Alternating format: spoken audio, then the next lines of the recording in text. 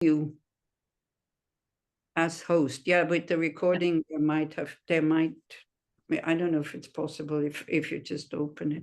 Oh, that's good. Okay. Okay. Anybody to record.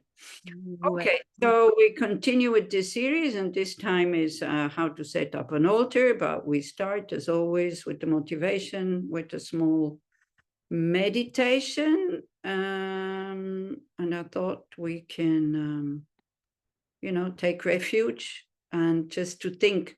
It's all about setting up an altar. It's all about, why do I want to set up an altar?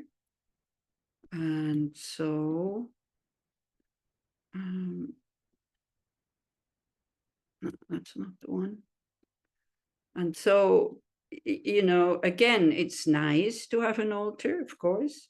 Is it because people come and say, oh, wow, are you Buddhist? And oh, wow, do you have a nice altar? This can happen, and this can actually be, believe it or not, quite a good reason wanting to have an altar in your house. So people kind of get to see Buddha images. This is what I wanted. Buddha images, and then it puts imprints on their minds. So, but it can also be, I want people to think highly of me because the Buddhists have very good reputation, and blah, blah, blah. Everybody likes them. And so many people say, well, I don't have any religion, but if I would have one, then I would be a Buddhist, isn't it? That's what many people say. So then that can also be the reason why we want to set up an altar. Then, again, really good to check for yourself, what is my motivation?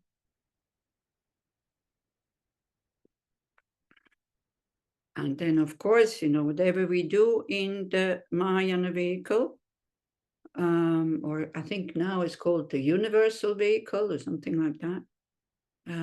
I keep changing the name so nobody gets offended with Hinayana, Mahayana, with Theravada and this and that, with the elder vehicle, with the Pali vehicle, with the Sanskrit vehicle. The other day from Geshe Ma Kelsang Wangma, I heard the universal vehicle, so I don't know what the other vehicle is called. So let's not let's not think, I am Mahayana, therefore I'm better than the others who just have self-liberation on their minds. And to really, really, really, feel how not just, it's really nice to have the skills to help others. Of course it's nice, but it's not just that. We kind of owe it to them. Because just running after our own happiness, now I'm not saying that, looking for self-liberation is not a good thing. I'm absolutely not saying that.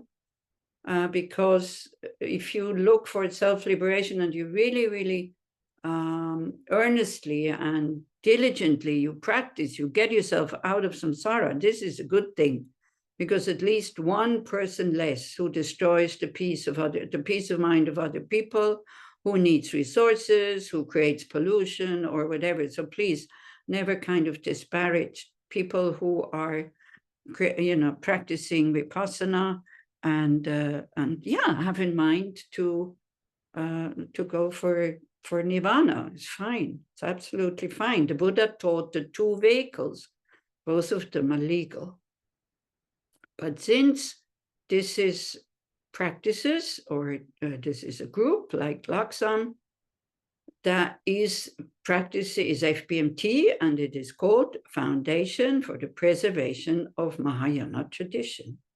So this is why then always, they don't even say the word bodhicitta anymore. They just say, usually the lamas, 1 second before they start teaching, generate the right motivation. That's it. But can we feel that right motivation? Can we feel, for the right reason, wanting to be of benefit to all sentient beings? And the right reason is I owe it to them, because I received so much, life after life after life. even if I receive unkind things, it purifies my karmic imprints that I have that result in suffering, but then it's finished. And as we know, karma increases. So somebody brings it to ripen by being unkind to me. Then also he gives me the opportunity to practice patience. So even that in the Mahayana vehicle is seen as kind. But, quite difficult. But just think, how many beings are there on this planet who allow us to like them or even to love them? And it's such an incredible, very soothing and very comfortable emotion, attitude, if it's not mixed with attachment, of course. But just think of somebody, you don't want to possess the person. It's okay if the person has other friends, if it's okay if the person spends more time with these other friends, but you hear the person say, wow, today I am really well. See how you feel when you hear that. Connect with these attitudes, emotions. This is what we want. And if this person who says that wouldn't be kind of the way we want him or her to be, then of course for us there would not be such a feeling. But at least for some people, when they are more or less doing what we want them to do, then they help us, they become the condition for us to open up our heart. Not the cause. The cause is our own imprints, but the condition.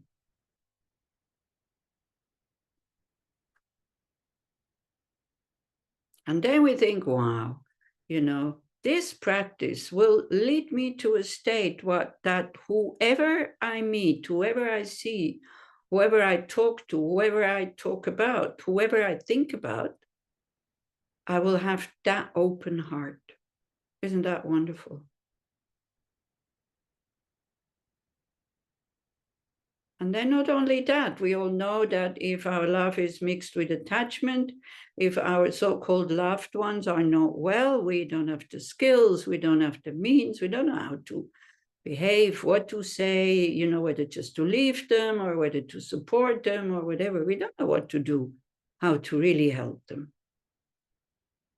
And then by doing these practices, I will attain full awakening, that continuously, spontaneously, and effortlessly, I will act with body, speech, and mind in a way that it is always and only beneficial. And this is what we want. And I think this is what every being wants, to know how to be of benefit, to have the skills, not just Buddhists, everybody. Everybody likes to help. But we need to train. We need to develop the mind to its fullest potential. So then you visualize in the space in front. Actually, I was that's not it. Now again, I don't know where I put it. I was looking for a refuge tree. And this is also not it. So I don't know where I put it. Anyway, you visualize in the space in front. I have the Lama Tsongkhapa merit field here. So instead of Lama Tsongkhapa, you just visualize Shakyamuni Buddha. I don't know where I put the other one. So again, don't go like, I will never be able to visualize that. But it's not, and also you don't visualize it like this two-dimensional, and this one is sitting here, and this one is sitting there, and It's just good to know who they are. And I'm sure you studied that when you studied the module of taking refuge.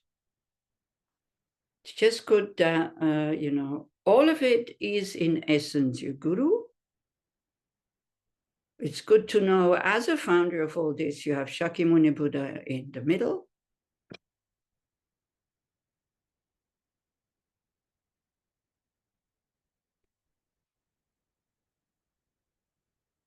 It's good to know that underneath him are all your living gurus.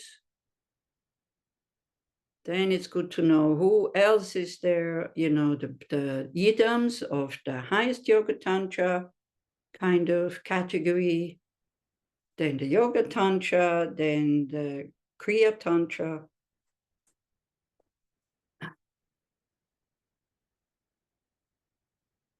And then the Action Tantra. Anyway, if you don't know how they look, don't get disturbed by that. Slowly, if you start taking initiations, you start doing these tantric practices, you will know how they look. Then underneath them is like the 1,000 Buddhas of this eon, then the Pratyakas, then the Shavakas, then the Dakas and Dakinis, and then the Dharma protectors.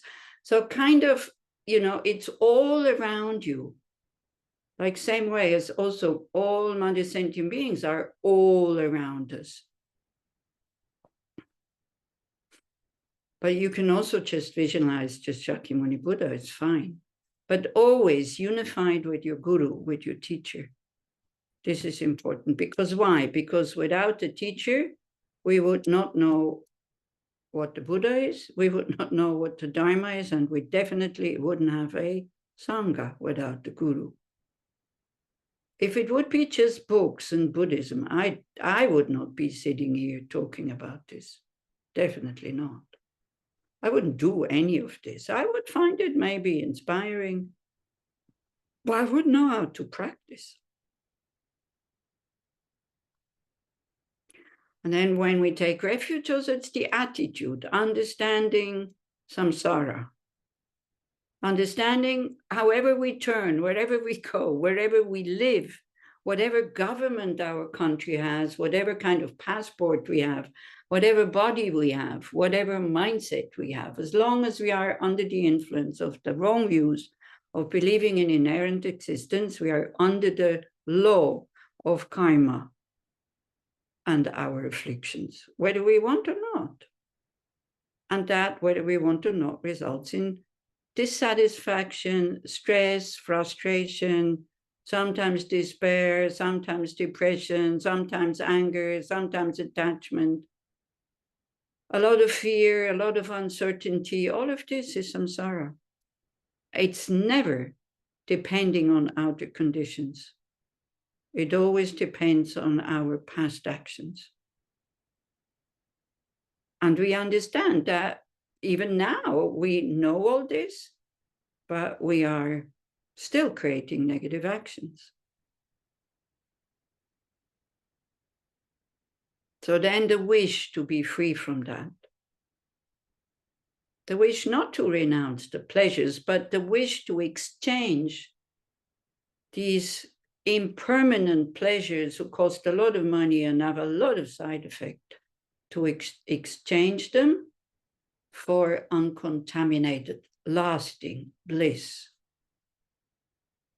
This is what we can do. But we need to let go of being attached to the pleasures of this life, even pleasures of future lives. By understanding they never give us what we want. Never, ever.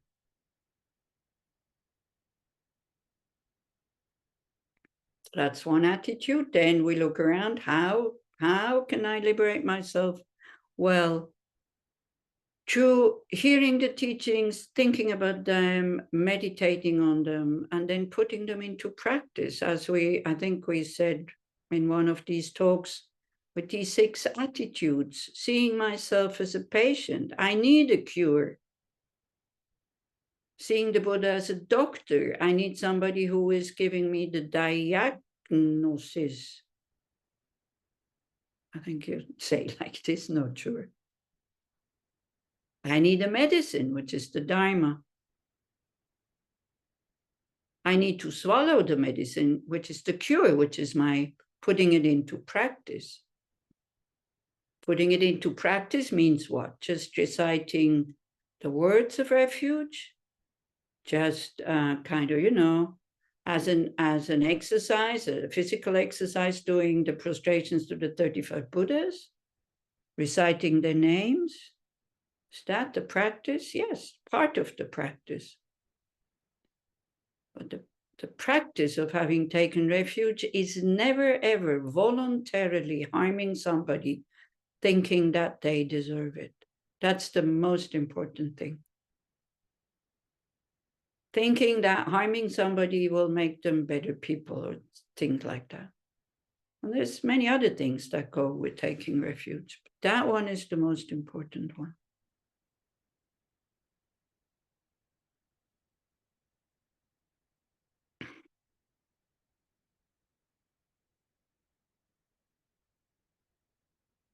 So after having, you know, kind of found that these teachings of the Buddha are applicable, and then, as I said, behaving like a Buddhist. How does a Buddhist behave? By training ethical conduct, concentration, and wisdom. You don't have to be Buddhist to do that. It's absolutely not religious. And I think your life will become better anyway if you practice that. Ethical conduct or correct conduct, not harming anybody, concentration, and wisdom. That's the practice. Then, of course, generosity, ethical conduct, patience, enthusiasm, concentration, and wisdom, the 6 perfections, practicing, developing bodhicitta, practicing, going further back, you know, further down, renunciation, all these kinds of things. That's the practice. Whatever else we discuss here is tools.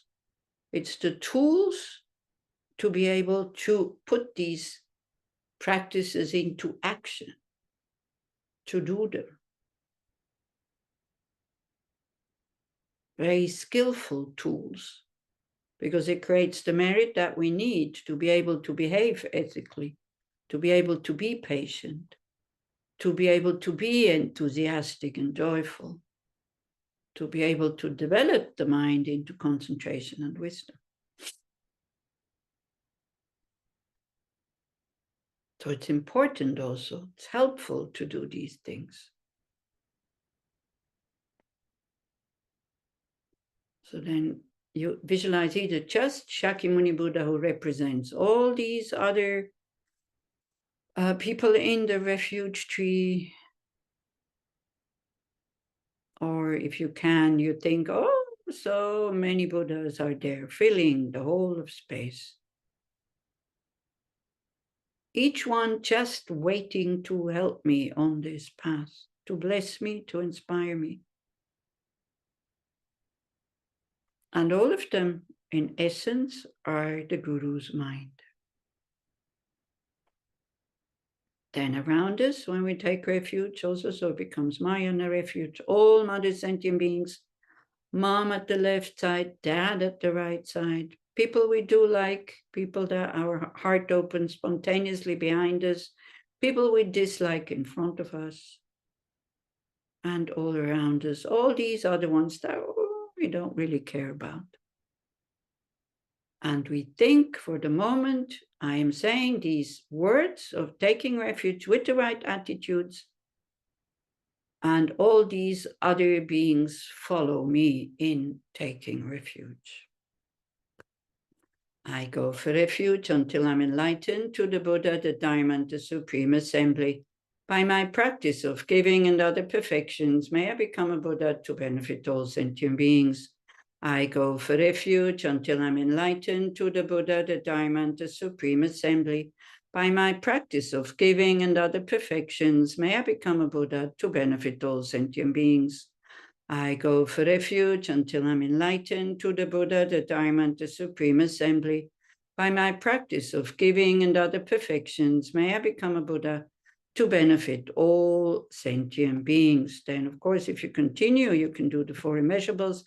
But what you do especially then is the 7-limb prayer. Maybe we go a little bit into that, not now, because otherwise, again, we don't get to the altar. But it's kind of very important. And a mandala offering also, because this is how you actually start your meditation session. Maybe you remember from the Lam Rim how you start your the 6 preparatory practices. Anybody remembers? I think it's cleaning the place and arranging the altar. Arranging the objects is the first one. So the objects are, like on your altar. Maybe this I can show you. So the objects are the body, speech is a text, and the mind. These are, when they say arrange the objects, to make sure that they're always there. It can be images. If you have any questions, right, then as always, just open your mic and ask. Okay, that's the first step. Clean the room. Now, if you have to meditate at 5 in the morning because you have to go to work, and then you come with your vacuum cleaner, who is very noisy, I don't think people will be very inspired that you say, oh, I have to clean the room. Okay, what we are saying here, this is like in the best case, you do like this. Yeah. Then in another case, wherever you are meditating, it's good to set up a place where it's always the same place and that you feel inspired, and you clean it from time to time whenever it's convenient. Okay, so that's the first one. Then second one, Therese? Was it to make offerings? Yes, very good.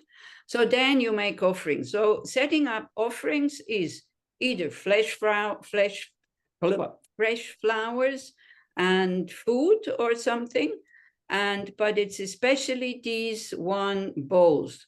And these bowls are the best. And then actually I am lucky enough to have 2 sets because Raphael gave them to me. So these are, very traditional Tibetan bowls. And why they are really good, I didn't take any water, but why they're really good is because you can do it the traditional way. You can pour water in the first bowl. Well, anyway, not like that. So first, what you do, you clean them. So Raphael here has a special container to fill them, and she has a special cloth that she only uses it to clean the bowls. So you can do, I learned it to do with the incense, but I also quickly read this whole thing, setting up offerings and from the FPNT. So there it says you do this with the cloth. I learned to do it with the incense. So what you do 3 times like this, 1 way, and 3 times like this, 1 way. That kind of symbolizes this. You get rid of all the hindrances to attain enlightenment, and this, it kind of, you get all the qualities that you need. Now people ask me, okay, so it's round, okay? It doesn't really matter whether you go this side, clockwise or counterclockwise. The main thing is that what it symbolizes, okay? So if you have bowls like this, like traditional Tibetan bowls, you can put them all on 1 stack. And then you do 3 times like this, 3 times like this, then you put it down again, and then all of them. And when you've done all of them, then you take a stick of incense, which I have one here. And this, because, again, I learned this like 40 years ago. So it might have changed in the meantime. So, because what I learned is when you empty the bowls, then you clean them and dry them. So then in the morning, I don't clean them, dry them again, come on. Also, maybe, of course, you can clean them again, best case scenario or whatever. And then you incense them. And then it's this big question, why do you have to incense them? Then there is a Tibetan explanation, which, to be honest, again, I don't really see that it's possible. But anyway, because they say some spirits can sit in here. And if you pour water, then they drown. Whereas if you come with the incense, they go, okay? Fair enough. How do I know that no spirits are sitting in my water bowls? Because also I don't really stack them. In the evening, I put them, I told you it's difficult to do this on Zoom. You know, I put them like two like this, and then one on top like that, or like that. Yeah, so that they can really dry well. Okay, so then I usually in the morning, then I go 3 times like this, 3 times like this, and do all of them and do that. Okay. Then I have saffron. If possible, I always have saffron because I think it's really nice, because saffron is very precious. Although, you know, water also is very precious. So of course, if you don't have water, we die. So we can live without saffron without any problem. But if we don't have water, we die. So it's okay just to use water. I kind of like to always have a special container with saffron. Like I get the saffron strings, you call fata, you call them strings. And then I just pour hot water over it, and I put them through a sieve, and I do this 3 times because then all the color kind of comes out. I don't boil them because I think boiling is kind of wasting a lot of color. So, and then you have to put it in the fridge because otherwise it goes bad. Anyway, if you see me somewhere where there is a retreat, then I always have this bottle of saffron essence with me, which then I pour. This is the container that Raphael is kind of filling the bowls. So first I put the water and then just a little bit of saffron. So some teachers say the water should be the color of champagne, which would be very, very light. Some other teachers say it's okay to have it like very brilliant yellow. So again, you know, I mean, do whatever your guru told you, or I don't know, or what you would like to do. I don't think there's, oh, it's like this and not otherwise. I know that there's some people who can make big fuss out of this. Why, it's far too dark, or why, it's not dark enough. Again, don't forget it's the motivation that counts, okay? So then I put like this, and then I put it in the first one.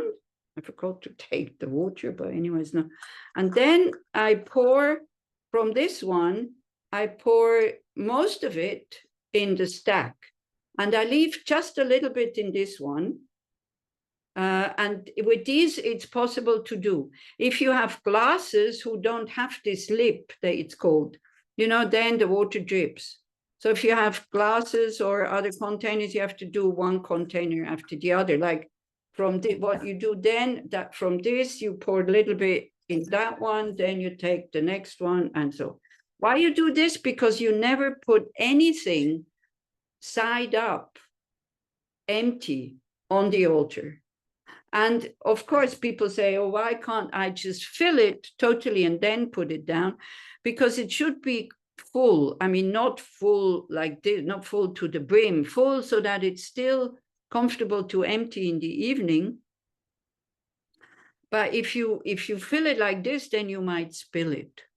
Also, it's quite nice. It's quite easy. Then you do, you know, like you have like one bowl, a little bit left, you put it down, another bowl, a little bit left, you put it down, and then you can, I should put it on the computer, and then you can put it like the right distance. Again, you know, I'm sure you heard it. A rice grain, okay, so what kind of rice? Risotto rice is much thicker than basmati rice. Is the rice grain going this way, or is it going that way? Or it's like, again, if they just say, if it's too close to one another, you're closed-minded. If it's too far away, they say it's you're too far away from your guru. Okay, these are the explanations. Again, you know, if you come to somebody's house and their water bowls are nicely set out to kind of to fill the whole space of the altar, and they're that much far away, please don't freak out. It's okay.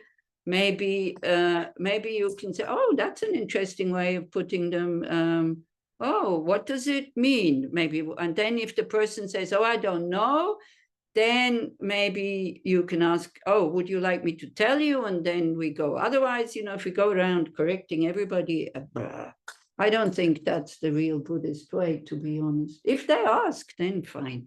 Okay? Or if I usually tell people when I see them making an altar, when we do a retreat or something like this, and they don't seed, it's called seeding. It's called seeding. They don't seed it, then I tell them and I show them, because many people don't know. Yeah. And then when you have them all in one line, then you fill them one after the other. Okay. And then, of course, you can then also do it like this, as we have with Raphael here. You can put rice in the bowls, and then here these are artificial flowers. Is okay. Also, of course, fresh flowers is nice, but you have to put every day.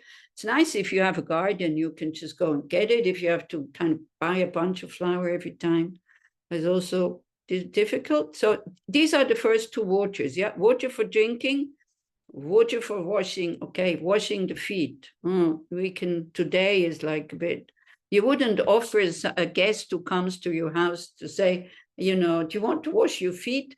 But we would say, do you want to wash your hands? And then we show them the place where it is. Also, it's, these are really offerings when a guest comes to visit you also, isn't it? Even today, you offer them something to drink. You ask them if they want to wash your hands. If it's somebody that you like very much, you go out and buy a bunch of flowers. If you live in the studio and the whole room still smells like cooking or something, maybe you try to make the smell a little bit more pleasant with incense.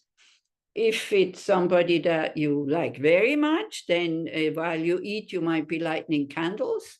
And then perfume also. This is an Indian perfume flask. And this is a stick of sandalwood. This is why it's here. So perfume. Then this is food, because she doesn't put any food in the bowls. And this represents music.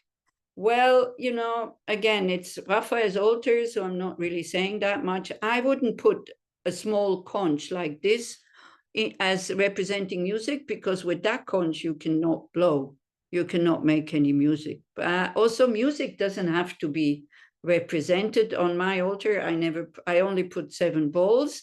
Again, this is what I learned from the Tibetans, because the Tibetans say music is not a visual object. So this is why this is why you don't have to offer it. But now also, because of the Westerners, and most of the Westerners, they put 8 bowls. Then also the Tibetans put 8 bowls. I have to put the incense out because otherwise it's burning my table here. Oh, sorry.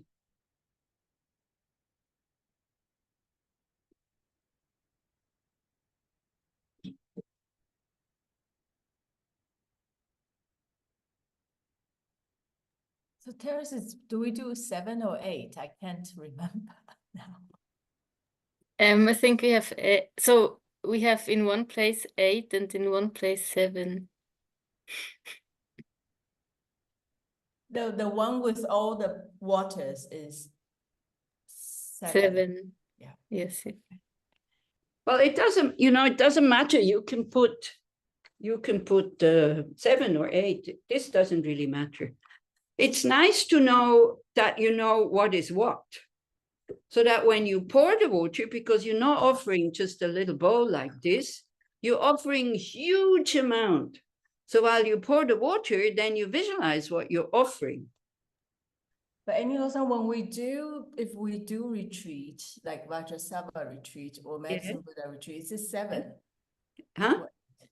It's based on sadhana, right? Like when we do retreats, like let's say Vajrasattva retreat, we have these offerings, but we just do, I can't remember, 7 or 8.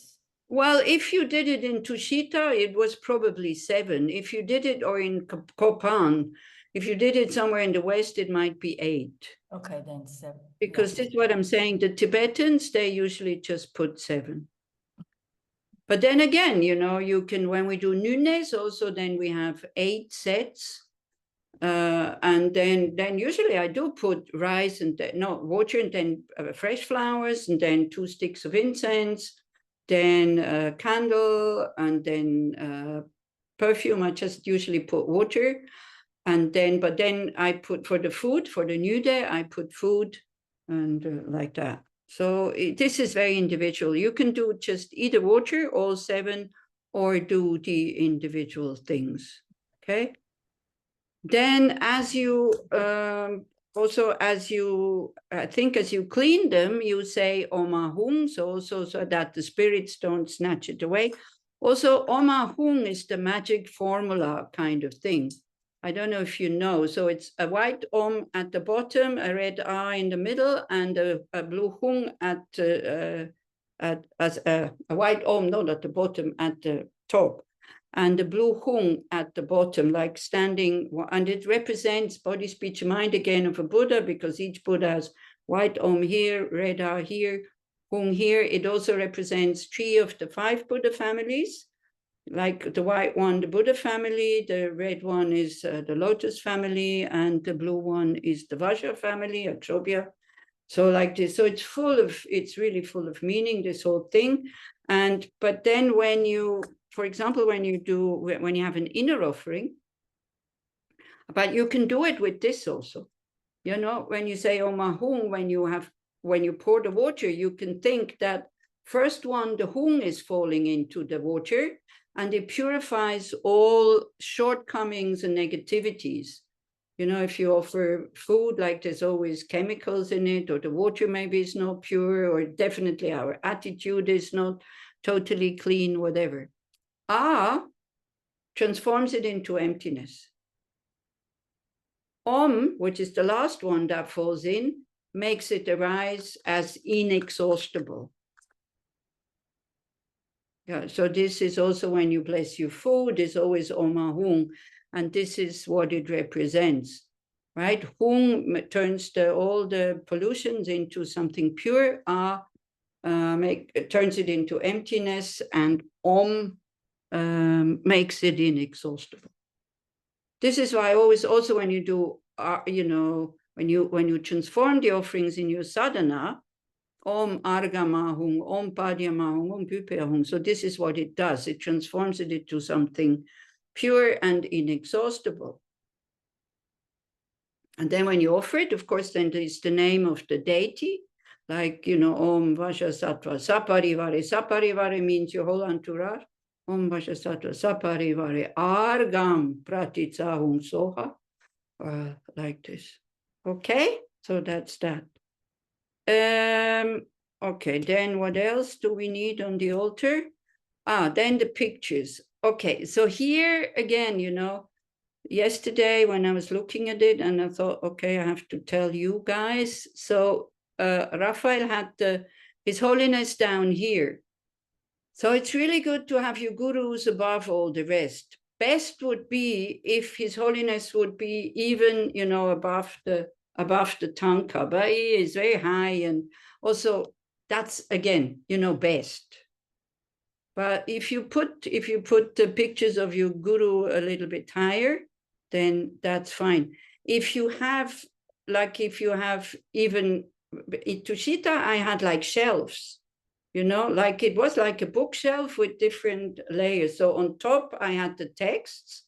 All the texts I studied, not just for decoration, because here there is a little text here, which is a sutra and some mantras. But it's good to put your books that you study, you put on top. Why? Because it's thanks to the texts that we will attain enlightenment, right? Because all the instructions. Then is your gurus, then it's these three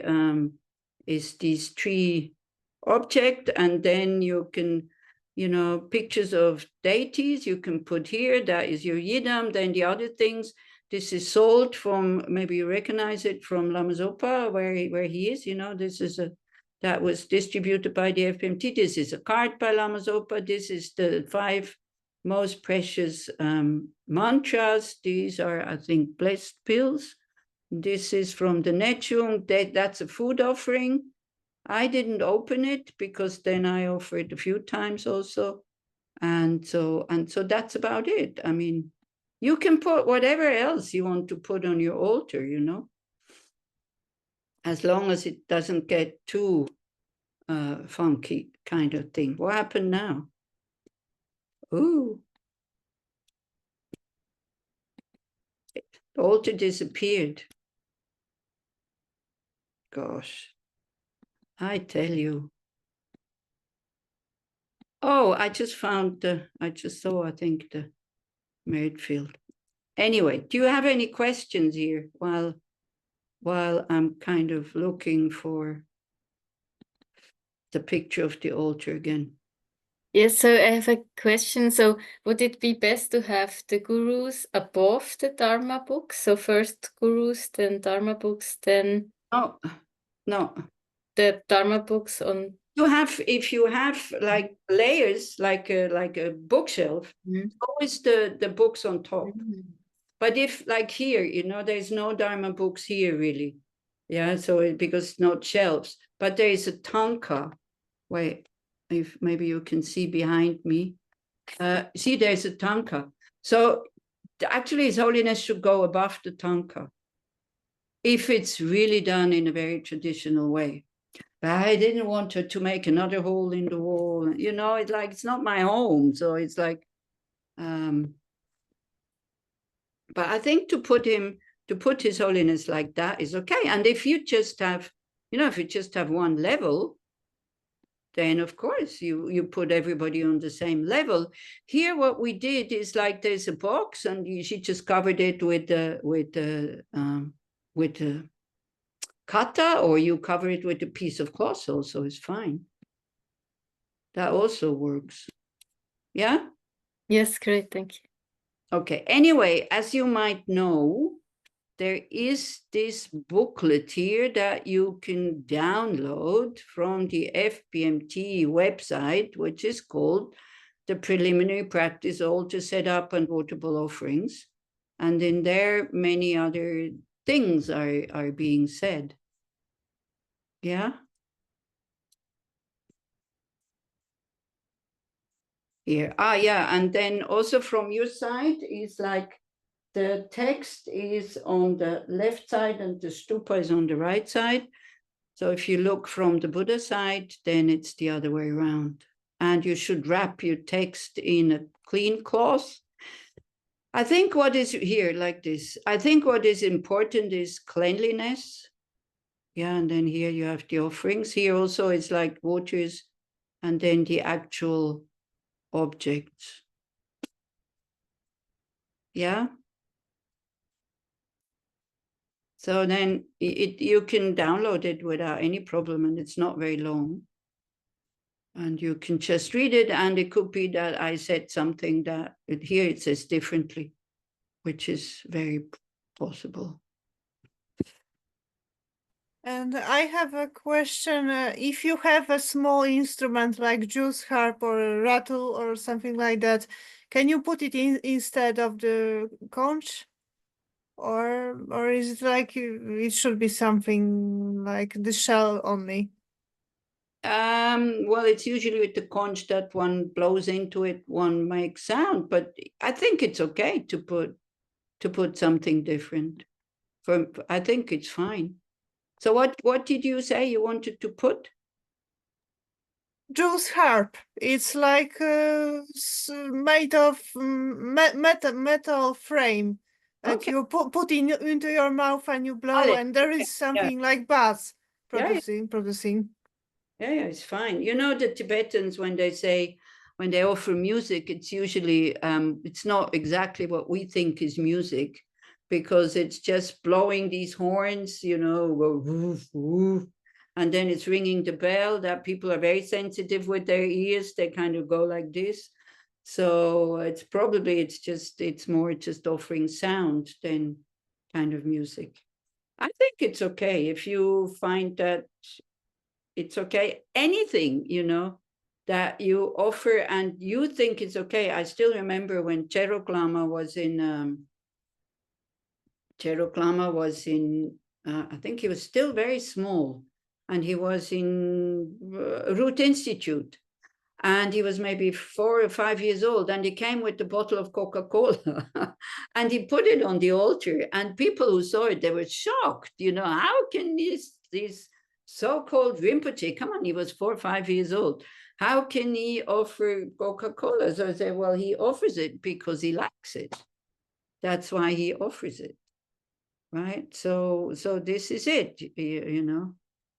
Again, then he offers it because he likes it, because the things, the food that you offer on the altar, you can eat it yourself, but there's a mantra to be said before you take it away, so that you know, you're not just, when you have like nice biscuits or fruits on the altar, it's nice to offer like real food, I think.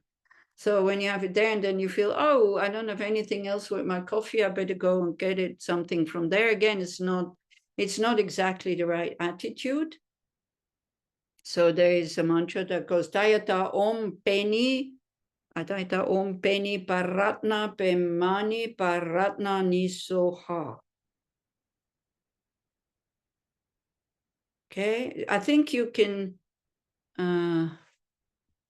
okay, Natalia sent what it is. Oh, yeah, I think we call it Mundorgel in German, isn't it? Like a mouse harp or something like that, or the Mundharfe. Yeah, that's fine. As long, you know, again, I don't know. I was just about to say, as long as you don't put it in your mouth, you play it and you put it back on the altar.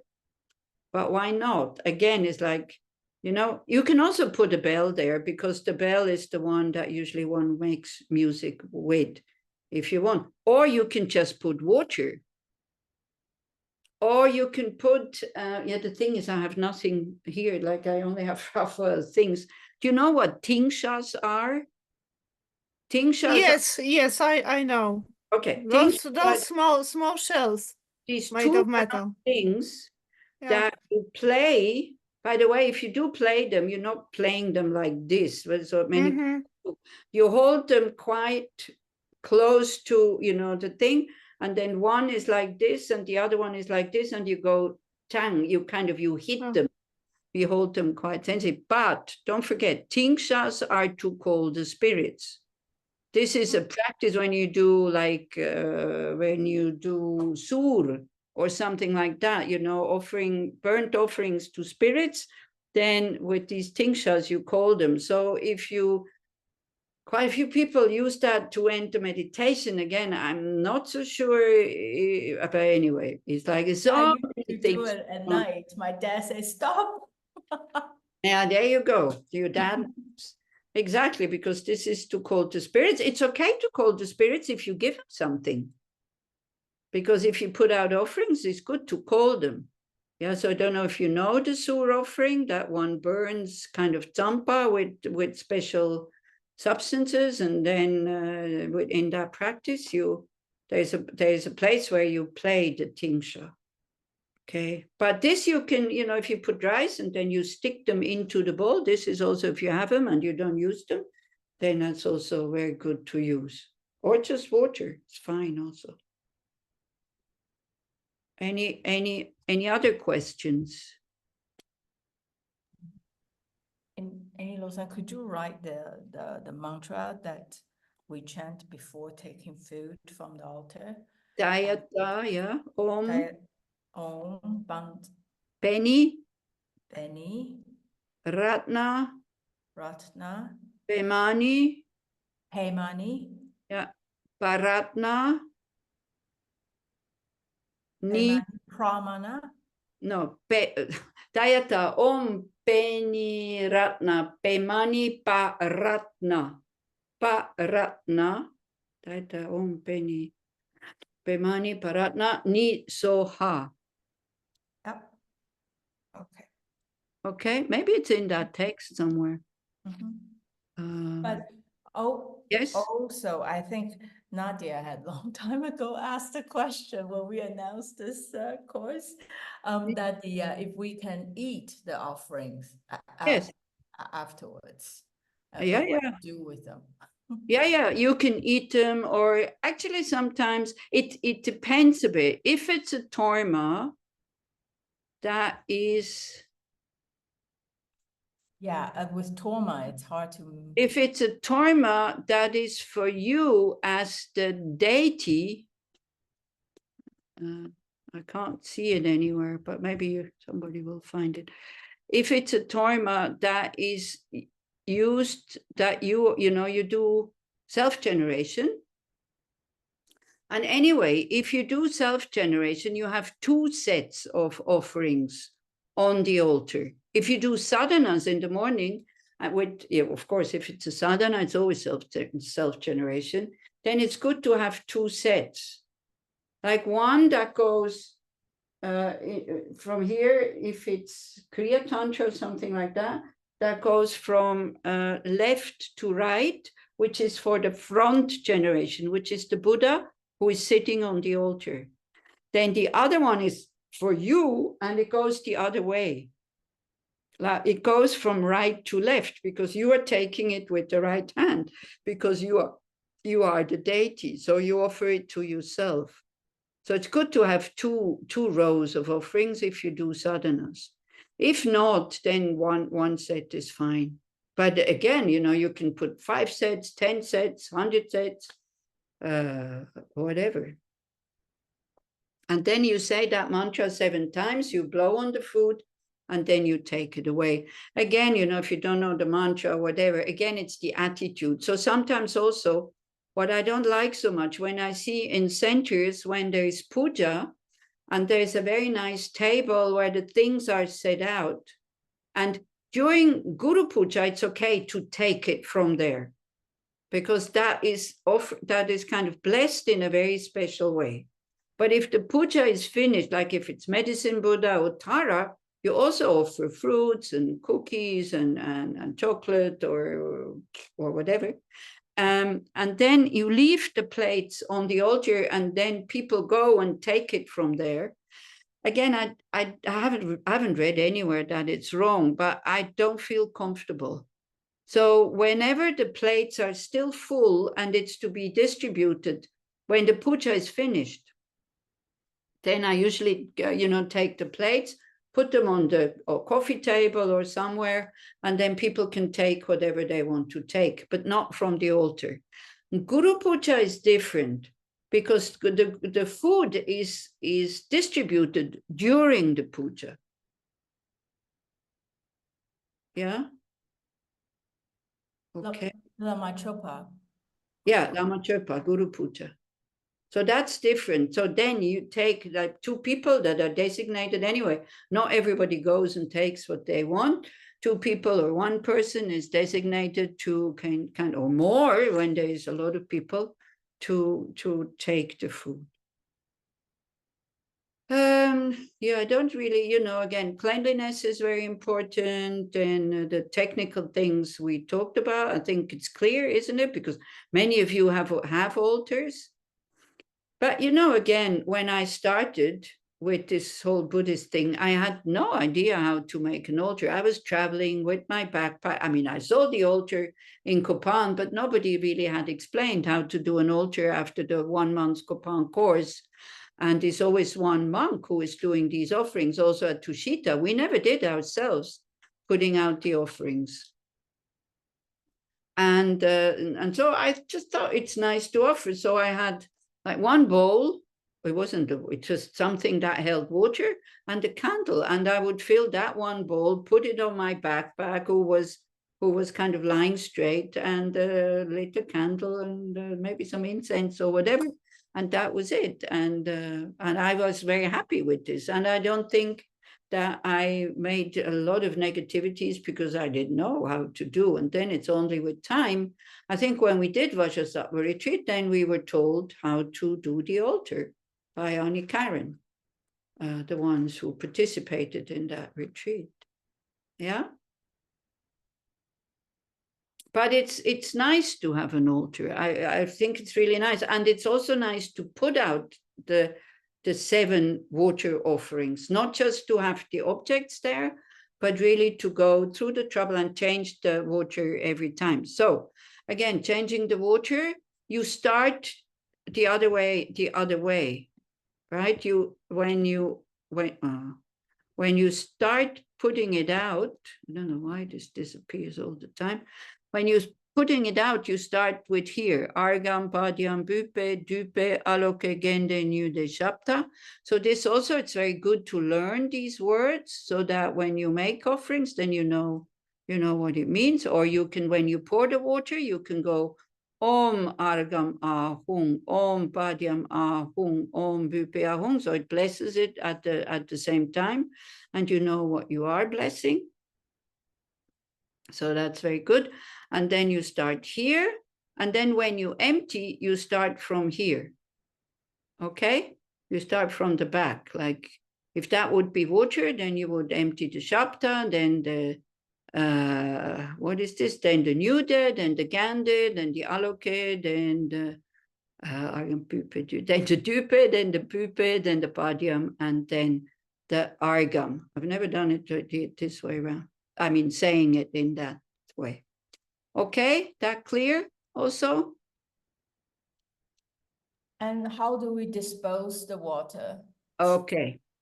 If you are living in a town and you have one plant, and this poor plant gets that water every evening, it will not say, thank you very much for giving me the water that was offered to the Buddhas. It will just simply die. Okay, so also here is 0 plant in the apartment. So I pour it down the drain, not the toilet, but the drain. And I think it goes into the drain and all the bacteria are getting blessed and it goes into the 6 realms. Okay, I think like this, maybe 1% of the time I pour it. I think like this when I have to tell you what to think. So it's good tonight. I will think like this. So thank you very much again. So there you go. So that's it. But if you have plants, it's good to give it to plants. So this was in, in Sorens. It's very nice because just outside the Gompa, like on the windowsills there on the upper floor, there is 3 boxes with flowers, and that just goes nicely. It doesn't drown them, and it gives them the water and all this. If you have a garden, then of course in the garden, yeah. Again, whatever is possible, best is to give it to plants. If not possible, then, whatever is possible. And is it, old days, well, maybe still, people, anyway, do you must clean it in the evening or can you leave it overnight? Okay. Say forgetfulness. I'm happy that you're asking all these questions because these are the things I'm supposed to tell you, but then I forgot what I have to tell you. Lama Zopa Rinpoche says no. Like in his house, it gets emptied and it gets refilled again. I kind of learned in Tushita for that many years. We empty it in the evening, we fill it in the morning. So I do like this. I usually empty it in the evening, leave it empty overnight, and then fill it in the morning again. Because also then at least, but animals can also drown in it during the day, not only in the evening, but if it's summer and your window is open and then, but then again, what better place to drown than a water bowl in front of the Buddha? You can also think like this. Yeah, I think this is very individual, whatever you feel. Again, just check. Is it laziness that you prefer to empty them in the evening and fill them straight away again, so then you don't have to do it in the morning? If it's not, then it's okay. Often forgetfulness. You see, yeah, forgetfulness, I think is okay. So anyway, everything is okay. If you make an altar with a lot of devotion, with a lot of joy, with a lot of kind of wow, you know, it's such a simple practice. And if I visualize the whole merit field, I think I found it again before, the Buddha refuge tree here. Ooh. There, that's the Buddha refuge tree. I'm sorry that I'm so bad with the computer, really. Can you see it? So it's a little bit the same, you know, it's like Shakyamuni Buddha, but don't visualize it two-dimensional. It is three-dimensional and it's all around you. It's not just in front, it's like everywhere. Okay, don't just visualize it as an image. And because beings have been, minds exist since beginningless times. Beings have attained enlightenment since beginningless times. Not all the Buddhas who have become enlightened are historical Buddhas that we know their names and they had, you know, they taught and this and that. There are Buddhas who have names but are never taught, like the 35 Buddhas. They made the promise that if anybody recites my name, I will purify such and such amount of eon of negative karma and so on. So there is innumerable Buddhas. If you start reading sutras, you know, where they go like as many as grains of sand in 1 billion Ganges rivers or something like that. And they use these numbers so that we can see, we cannot even imagine how many Buddhas are there. And then, you know, then we offer to them with a lot of joy. And actually making the offerings. So again, we started with the preparatory practice for doing your meditation session. So we're still at the second thing that we do out of these 6 things. So it's like cleaning the room, putting up body, speech, mind. So yeah, that's also, I forgot to say. So the Buddha, the statue symbolizes the body, the text, the speech, and the stupa, the mind, but it can also symbolize Buddha, Dharma, Sangha. So Sangha is the body of the Buddha. The Dharma, of course, is the text, and then the stupa is the Buddha. Okay. So just as they say, not just seeing these images, you get blessings, whether you want or not. And then again, we think that something, you know, to get blessings, something actively has to come into us and all this. But I read a very good explanation of blessings in a commentary on the 21 Taras by Gonsa Rinpoche. And he said, you know, we get blessed the whole day. Because whatever we see, whatever we touch, whatever we hear, it leaves an imprint on our mind. So blessing means it touches us. It does, it does something to our mind. It creates an opinion, it creates an imprint, it creates a habit, it creates a memory. That is what blessings is. So of course, if we see beings that are realized, of course, it is a much better blessing than to see, I don't know, a prime minister that we don't like or something like that. Yeah. So blessing means, it doesn't just mean inspired, because I'm not inspired if I see a very good dish or something like this, but it creates attachment. It touches me, it does something to the mind. Whereas when we see the Buddha, and the Buddha is always so peaceful. I mean, there's also other Buddhas, but Shakyamuni Buddha is always so peaceful. Then when we start to know, why is he peaceful? He's peaceful because he knows one of the things he has overcome is suffering. And he knows that everybody else can also overcome his suffering. So why should he despair? He knows that everybody has the nature to be able to overcome the suffering. And therefore it just takes time. You know, Buddha nature is kind of calling us again and again and again, and we're looking for that lasting happiness. The only thing is we're looking in the wrong place. And I find it's very, I'm always happy when I'm somewhere where there's an altar, or if I'm long enough in the studio, then, I put up an altar. There's 2 angels also on the table where I put up the altar. I'm not taking them away because out of respect, because of the owner of that studio. And I think it goes very well together. I'm not taking refuge in the angels, but anyway, do it in a way, so because you probably have family, you live somewhere, and do it in a way that, not at all costs I have to make an altar. My sister-in-law my brother was very much against me becoming a Buddhist and a nun and all this. And then when he died, I came out of India, and I stayed with my sister-in-law for a while. And because my brother was so much against Buddhism, she also, in order to be loyal to him, was against Buddhism. So I wouldn't have even dreamt to even put up an image of the Buddha out of respect for her. So again, you can also say, yeah, but it will put a positive imprint on her mind. Maybe, I am not sure. I am not realized enough to know that even though she will be angry, it will be beneficial for her. I don't know. If you are realized and you are convinced that it is so, because it is like that, this is true.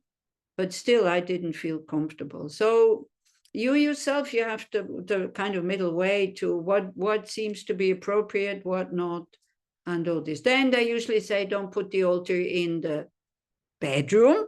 If you are living in a couple and you're still sexually active. So somebody said, sorry, I had to laugh.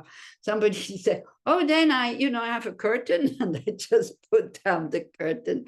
I think, okay, so you think the Buddha is omniscient, okay? So you think that he cannot look through the curtain or what? But yeah, of course, it all comes from our own mind. So, but if it's possible, not to put it in your bedroom. If you're living in a couple and you live in a studio where there's only one room, and your partner has nothing against having an altar, then of course, again, what you have to make the decision, either no altar in the bedroom or where we sleep, or an altar in the bedroom. So, I am not realized enough to tell you this is right and this is wrong. I feel very uncomfortable to tell people these black and white things, because otherwise we get so hung up on rules and this is how it's done and it's not done like this. And people lose all the joy of doing things.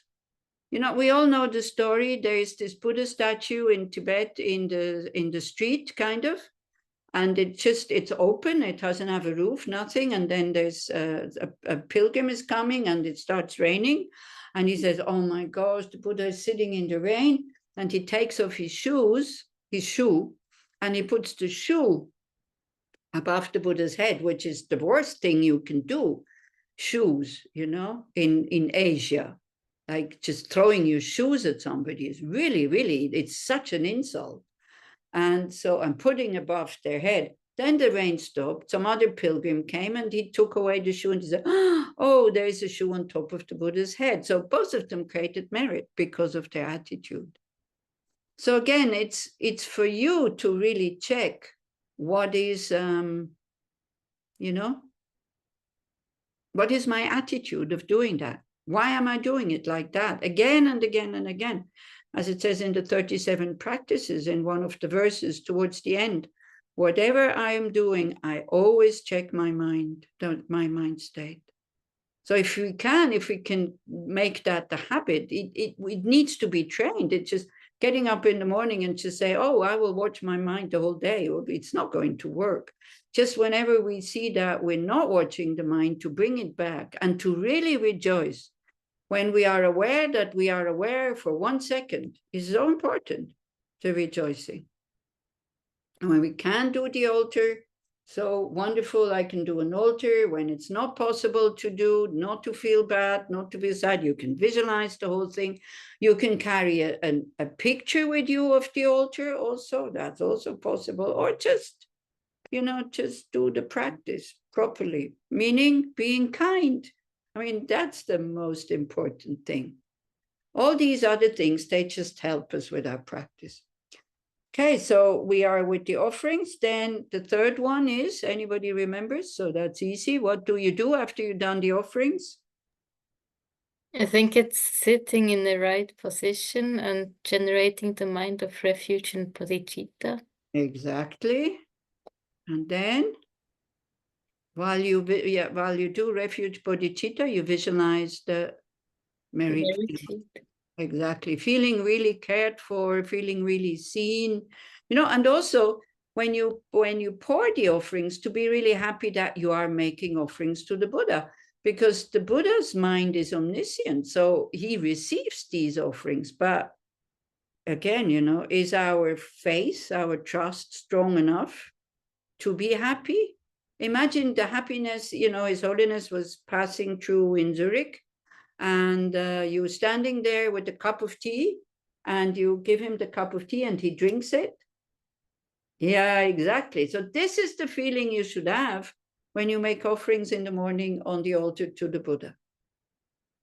Then it becomes really powerful. And this is a thing to be trained also. And if we don't train it, it becomes just automatic. And then it still creates some merit, of course, but then it's a shame that it's just automatic. Yeah. I was very happy when I was still living in the center in Bern. I have 2 altars to make every morning. It was great. It's great to start the day like this. And there were also, big bowls, not just these kind of little ones. But yeah, these ones are nice actually, because they can also be taken away. You can find them in the Tibetan shops, I think even in Europe, like these very small ones. And then of course they have ones that are decorated with the auspicious signs. There's ones that are made of silver, like the ones that Patrick has. So if you can afford that, that's good. There's ones that are made of brass. It's a bit difficult because they get very dirty very quickly, kind of, they lose their luster, and then you cannot clean them anymore. So also it's, I think Namazopa Rinpoche also said best is either stainless steel like this, or of course silver, that also you have to clean quite often, and or glass. But glass, you won't get those where you can pour from one to the other. The water bowls that Felix bought, they're out of plastic, which is not very nice, but they look nice. And they are, with those you can pour like that, one to the other. And if you are interested to have some of them, and I think he still has quite a lot, because he bought them because they wanted to make, they did a water bowl retreat in the mountains here in the valleys.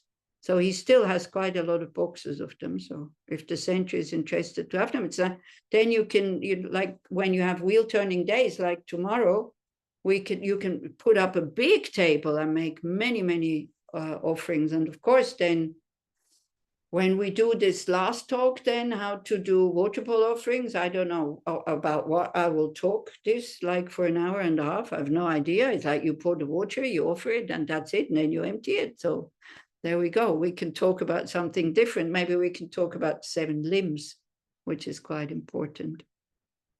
Okay, so you visualize the merit field, then you create merit by doing the 7 limbs. And I think we will talk about them because this is important. I find, it is such an easy practice to create so much merit and to purify so much negative karma. And very often I prostrate with body, speech, and mind. I present clouds of offerings, actual and imagined. I declare all my negative actions since beginningless time. I rejoice in the merit of all ordinary and holy beings, holy and ordinary beings. Please remain until samsara ends and turn the wheel of Dharma for living beings. I dedicate my own merits and those of all others to the great enlightenment. And it's just blah, blah, blah, blah, blah. But these are 7 attitudes that if you develop them, then wow, it has so much effect. And it's so easy. And if on top of it, you have visualized the merit field, this is why it's called merit field, because you offer these 7 attitudes to the merit field, it becomes very, very powerful. So that's what you do before the session, and then you offer a mandala and you request the blessings. And this is what we had at the beginning. Yeah, when we did, what was it? Page 34, I think. So you see, we have all these wonderful we have all these wonderful texts that we can just follow. Yeah, when it just goes here, you have the text, and then after that, it's a short mandala, and there's no inner mandala. Then you ask for blessings, in whatever words. You know, you have so many very inspiring texts to do all this, or you just use your own words. It's fine also. So this is why you do an altar, in order then to create the positive energy that your mind actually does transform. And so there is a very extensive explanation, of course, in the Lamrim Chenmo or in the Middling Lamrim about how to start your practice, how to do that, pretty much at the beginning. Geshe Tenzin Zopa, I don't know if any of you have listened to him. I think it was the second or the third and fourth teaching. I haven't heard yet because I was engaged in other things. But I think it was in the second teaching that he gave, that he explained these 7 limbs in great detail and in a very inspiring way. You can find the video or audio teaching on the Longku website. If you go into Mediathek, then you can find it there. Unfortunately, they never put the date, so they just go 1, 2, 3, 4, 5. So anyway, you'll have to find it somewhere. I think it's the second teaching. So we try to find it. Longku. And also, you know, you don't have to log in. You just go into the. I can do screen share here. You just go into this, then you go Mediathek, teachings. And then here you have Geshe Tenzin Zopa, and you go to the videos or audio. If you just want audio, it's up here. And then you go video. And then here you have all of them. So I think it was number 7 or 8, I guess. 1, 2, 3. I don't know. I can find out, and then I will let you know, or you find out. It's okay to listen to all of it. It's absolutely not a problem. But of course, it's a bit long because every day, everyone is like 2 hours. Okay with this? Or just read it up in the Lamrim Chenmo if you have the text. You have? Yeah, okay. It's good to read it from time to time to be inspired, or even to do a study group. I think at the Longku, they plan to start a study group on this Middling Lamrim. And Geshe-la talks at length also on Guru devotion. Okay, there you go. Thank you, Talia. Geshe-la talks a lot about Guru devotion, which is also quite important. You know, when does a teacher become your guru? So that's very good also to know, so that we're quite clear on that. All right. Venerable, can I ask you a question as well? Please. A practical one. If you are if you're moving house, what's the best way to carry the objects? You know, if you need to pack them in a box, what's the best way to carry them? What's the best way to carry them? Well, that you can take them, maybe put them in the box separately. Usually statues that have like a painted face, it's good to wrap them so that it doesn't get smeared, because that the paint is not very stable. Or to wrap each object in a kata and then just put into a box, and that's it. You know, I mean, again, it's like, then if the box maybe something else gets by the people who help you move, something else gets put on top of it. From my side, I would say don't freak out. It's okay. Be happy that somebody is helping you. Or put them in a bag and then take them in the thing. I used to still, when I was not traveling so much, sometimes when I would stay longer in one place, I had a traveling altar with me.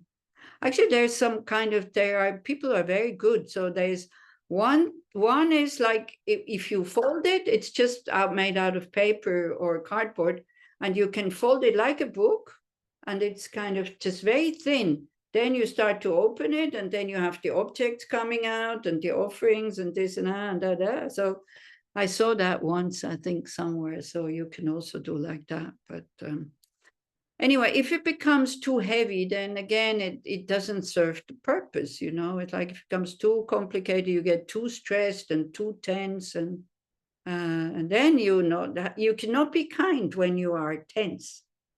And then the Buddha will not be happy, even though you transported the objects in the most best way.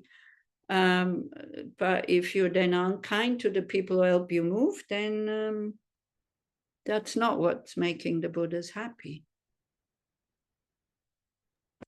As for water bowls, I have copper ones, and you need a lot of salt and lemon juice to keep it clean.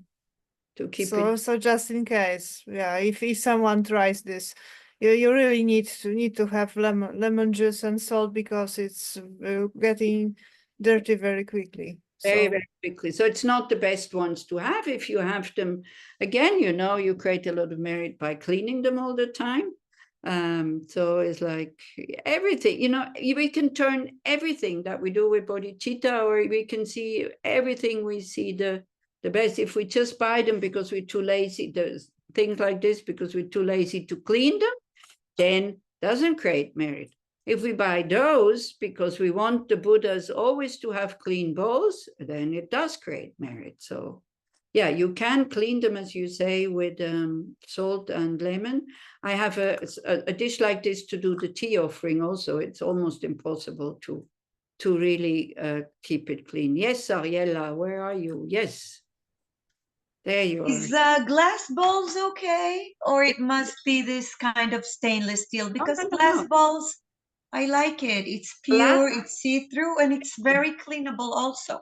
Glass bowls is absolutely fine. Oh, good. Most of the people in the West use glass bowls because they can't find those traditional ones. No, it's fine, because it's nice. It's, as you say, it's nice because also the saffron water kind of, you can see through, and you can see it through. Glass is probably the cleanest thing. Yeah. It can be crystal, then of course, best, you know. And also, if you light a candle by the water, it shimmers, so it's nice in the evening at home. Then you have to be careful about your attachment. Oh, I tried to enjoy it. It won't be that bad. You can enjoy it by knowing that the Buddha enjoys it. But if you just enjoy it because, oh, this looks so nice, then it always almost goes a little bit into having beautiful things. Then, because also, you know, do you know that story of Pengungyal, who made his altar, he cleaned it, made it very beautiful and all this because his sponsor was coming. And then he recognized his motivation. He took a bunch, like a handful of ash, and threw it on the altar. And then the sponsor came and said, like, whoa. I think he even said, whoa, you know, your altar, good if you clean it. And then Pengungyal said, it's very clean because I threw ash into the mouth of the demon of self-cherishing and wanting to impress you. So there you go. But you can continue cleaning your bowls, Natalia, with lemon and with salt. It is very good. And you know, by cleaning also, it's very good. You kind of clean them by thinking, oh, I'm cleaning my mind and and this and that. Therese is looking at the watch. Great. We're on time, so that's good. What is next is food. Yeah, food offering. So again, I don't know how I'm going to talk an hour and a half about offering you food. Maybe I should give you some recipes for the food offering. No, we'll find something.